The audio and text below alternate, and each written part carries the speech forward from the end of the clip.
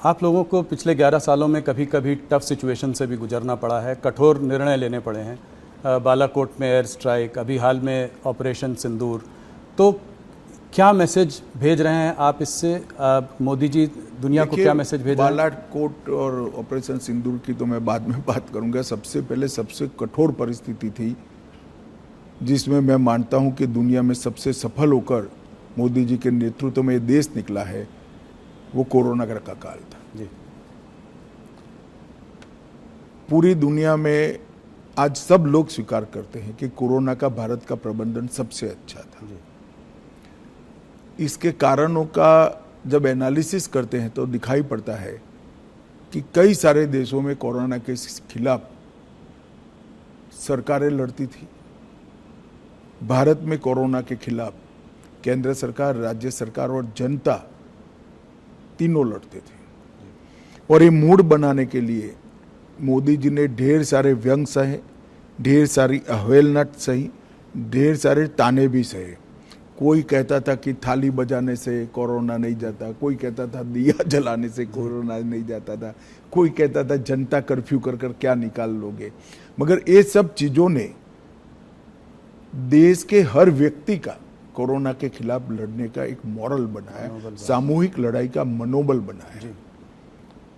और फिर सबसे पहले वैक्सीन के लिए टीम गठित करना, इसको समय समय पर प्रोत्साहित करना, दुनिया में सबके साथ ही कमोबेश हमारा वैक्सीन बन गया। और सबसे बड़ी बात, टेक्नोलॉजी का उपयोग करके 140 करोड़ लोगों का वैक्सीनेशन करना और इसकी रिसीट पहुंचा देना, ये बहुत बड़ा काम है। और कोरोना के दूसरे हमला जब हुआ तब मुझे मालूम है अचानक ऑक्सीजन की कमी देश में होने लगी। कंजम्पशन से 4 गुना ज़्यादा ऑक्सीजन चाहिए था। दुनिया भर से सिलेंडर, ऑक्सीजन कहाँ से मिल सकता है वहाँ से लाना और लोगों तक पहुँचाना, ये काम अहर्निश हुआ। जनता ने भी देखा, जनता ने भी सराहा, दुनिया भर ने भी सराहा है। इससे ज़्यादा टफ स्थिति हो नहीं सकती। कई सारी पार्टियों की सरकार को एक साथ लेकर, पार्लियामेंट से पंचायत तक पूरे तंत्र को एक साथ लेकर, 140 करोड़ की जनता को एक साथ लेकर ये लड़ाई लड़ना, मैं मानता हूँ बहुत बड़ी सिद्धि है नेतृत्व की। और मोदी जी इसके लिए संपूर्ण यश के अधिकारी हैं। जहाँ तक उरी, पुलवामा और पहलगाम हमले का जवाब देने का सवाल था, सर्जिकल स्ट्राइक, एयर स्ट्राइक और ऑपरेशन सिंदूर, और उसके बाद में ऑपरेशन महादेव, ये भारतीय जनता पार्टी का कमिटमेंट है कि हमारी सरकारें टेररिज्म के खिलाफ जीरो टॉलरेंस रखती हैं। और मोदी जी के नेतृत्व में ये कोई कोरा नारा नहीं है, पॉलिसी है। और जब जब भी समय आया हम इस पॉलिसी पर कठोरता के साथ काम करते हुए दिखाई पड़े। पहले भी हमले हुए थे, बड़े बड़े हमले हुए हैं। मुंबई पर हमला हुआ, कई सारे हमले हुए, सीरीज ऑफ शहरों में सीरियल बॉम्ब ब्लास्ट हुए, मगर कभी भी जवाब नहीं दिया गया। हमने बड़ा युद्ध कर कर देश के विकास को रोका भी नहीं है, मगर हर बार कठोर जवाब देकर एक संदेश दे दिया है कि भारत की सीमा और भारत की सेना और भारत की जनता के साथ खिलवाड़ नहीं करते, वरना दंड भुगतना पड़ता है। और ऑपरेशन सिंदूर में जिस तरह से उनकी तंजीमों के हेडक्वार्टर उड़ा दिए गए, पाकिस्तान के क्षेत्र में जाकर, पूरी दुनिया आश्चर्यचकित होकर भारत के ऑपरेशन को देखी। और वो नेतृत्व के दृढ़ इच्छा शक्ति के बगैर नहीं हो सकता। अमित जी, आप हिस्ट्री में बहुत रुचि रखते हैं, तो मेरा एक सवाल है कि इस देश में लॉन्गेस्ट सर्विंग प्राइम मिनिस्टर्स को अगर लिया जाए तो नेहरू जी, इंदिरा जी और मोदी जी का नाम है।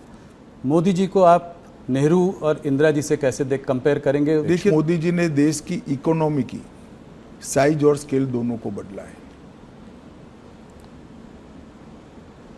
गरीबी हटाओ के पॉलिटिकल नारेज को जमीन में तब्दील किया है, जमीन पर तब्दील किया है। 25 करोड़ लोग इस देश के गरीबी रेखा से बाहर आ जाए, वो बहुत बड़ी बात है। 60 करोड़ लोगों के जीवन में घर देना, शौचालय देना, घर में गैस का सिलेंडर देना, घर में बिजली देना, 5 किलो अनाज प्रति व्यक्ति प्रति माह मुफ्त देना, 5 लाख तक का इलाज करा कर देना, घर में शुद्ध पीने का पानी पहुंचाना। एक 11 साल के अंदर 60 करोड़ लोगों के जीवन स्तर को इस तरह से उठा लेना, इसके जीवन को परिवर्तित करना, जिसकी वो पीढ़ियों से राह देख रहा था, मैं मानता हूं ये बहुत बड़ा उपलब्धि है। देश की सेनाओं को आधुनिक करना, देश को सुरक्षित बनाना, मेक इन इंडिया का स्वप्न साकार करना और देश के अर्थतंत्र को 11वें नंबर से 4थे नंबर पर पहुंचा देना और 2047 में महान भारत की रचना का संकल्प सिर्फ नेतृत्व का नहीं, 140 करोड़ लोगों का विश्वास जगाना कि 2047 में भारत महान होगा, दुनिया में सर्वोच्च स्थान पर होना, ये अपने आप में बहुत बड़े अचीवमेंट है। मूल्यांकन तो इतिहास ही करेगा, मगर मैं मानता हूँ शायद भारत में किसी भी प्रधानमंत्री ने एक दशक के काम में इतनी सारी सिद्धियां प्राप्त नहीं की है। ढेर सारी चीजें मेरे बोलने में छूट भी गई होगी हर क्षेत्र के अंदर, चाहे शिक्षा नीति बनाना हो, चाहे विदेश नीति के अंदर रीढ़ की हड्डी इम्प्लांट करनी हो, ये सभी चीजों में मोदी जी ने बहुत अच्छे तरीके से देश के हर नागरिक का गौरव बढ़ाया है, इसके सर को ऊंचा किया है। किसी लीडर की आपको याद दिलाते हैं, वो कोई बड़े व्यक्तित्व की? ऐसे कंपैरिजन करना ठीक नहीं है, सभी लोग अपने अपने समय में बड़े होते हैं, सभी का अपने काम करने का तरीका होता है, मगर जहां तक अचीवमेंट का सवाल है, मोदी जी के समय में सबसे ज्यादा हुए। अमित जी, आपने मोदी जी पर इतनी सारी बातचीत कही, बहुत बहुत धन्यवाद। आप हमसे आज जुड़े, इसके लिए बहुत नमस्कार जी।